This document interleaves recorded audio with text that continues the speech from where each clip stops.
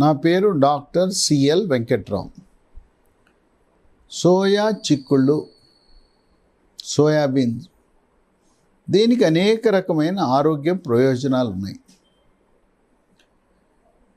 Soya చిక్కుళ్ళలో ఇనుము, magnesium, phosphorus, folic acid, calcium, potassium, zinc, vitamin B ఉంటాయి. Soya చిక్కుల్లో ఉన్నంత మాంసకృతులు, ప్రోటీన్ ఇంకా ఏ ఆహార పదార్థాల్లో కూడా లేవు. చివరికి చికెను, మటను, చేపలు, రొయ్యలు కూడా లేవు. దీంట్లో సోయా చిక్కుళ్ళలో 43% మాంసకృతులు ఉన్నాయి.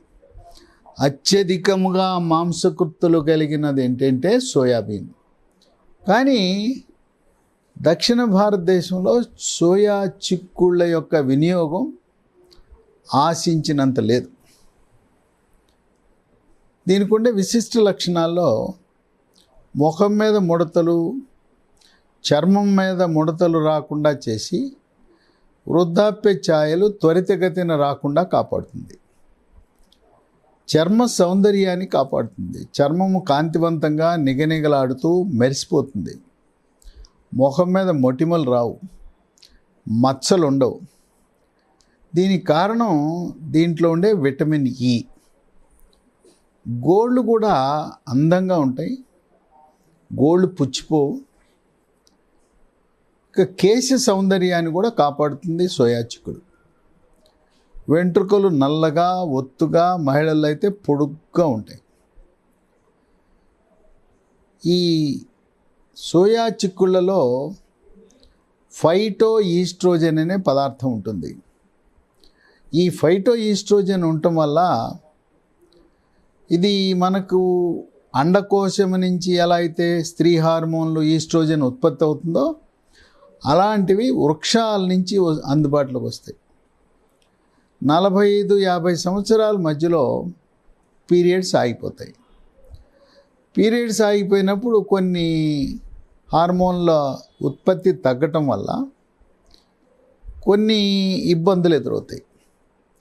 ఎముక పెళుసుదనం, చర్మము పొడిగా అయిపోవటం, చర్మం పగలటం, ఒంటి మీద సెగలు, పొగలు రావటం, చిరాకు, నిద్రలేమి, అనారోగ్యము, అస్వస్థత, వీటినన్నింటినీ కూడా పోస్ట్ మెనోపాజల్ సిండ్రోమ్ అంటారు. అంటే ముట్లు నిలబడిన తర్వాత హార్మోన్లు లోపించటం వల్ల వస్తుంది.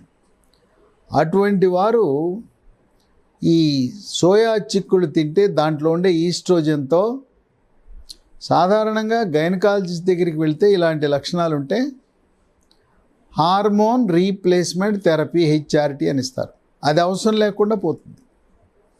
కొంతమందికి రొమ్ములు చిన్నగా ఉంటాయి, వక్షోజాలు. ఆ వక్షోజాలు చిన్నగా ఉన్నవాళ్ళు సోయాబీన్ తింటే దీంట్లో ఉండే ఫైటో ఈస్ట్రోజన్ల ప్రభావం వల్ల సైజు పెరుగుతుంది. ఇంకా కొంతమంది మహిళలకి రతి అంటే ఆసక్తి పోతుంది. రతిలో పాల్గొనాలని అసలు ఏమాత్రం వాంఛ, ఆసక్తి ఉండదు. ఏదో పిల్లలు పుట్టారు, పిల్లలు పెరిగారు, ఇంకా కొంతమంది పీరియడ్స్ ఆగిపోగానే ఏదో జీవితం అయిపోయింది, ఇక రతి క్రియల్లో పాల్గొనాల్సిన అవసరం లేదనుకుంటారు. కానీ భర్తలు వాళ్ళ కోరికలు ఉంటాయి. నా భార్య రానివ్వటం లేదండి, దగ్గరకు రానివ్వటం లేదండి, తోసేస్తుందని చెప్తారు. అటువంటి వాళ్ళకి ఈ యొక్క సోయా చిక్కుళ్ళు వాడటం వల్ల దీంట్లో ఉండే ఈస్ట్రోజన్లు వాళ్ళ యొక్క కోరికలు, రతిలో పాల్గొనాలని ఆ కోరిక, వాంఛ కలుగుతుంది. మళ్ళీ ఆసక్తి పెరుగుతుంది. సోయా చిక్కుళ్ళను మిక్సీలో వేసుకుని నీళ్లు కలిపి పాలు తయారు చేసి పాలు వేడి చేసుకుని తాగొచ్చు. సోయా చిక్కుళ్ళను కూరగా వండుకోవచ్చు. సోయా చిక్కుడు పొడితో రొట్టెలు కూడా చేసుకోవచ్చు. దీంట్లో యాంటీ ఆక్సిడెంట్స్ ఉన్నాయి. దాని ప్రభావం వల్ల రోగ నిరోధక శక్తి పెరిగి బ్యాక్టీరియా, వైరస్సు, ఫంగస్ శరీరంలో ప్రవేశించకుండా కాపాడుతూ కోవిడ్ మహమ్మారి కూడా శరీరంలో ప్రవేశించకుండా నివారిస్తుంది.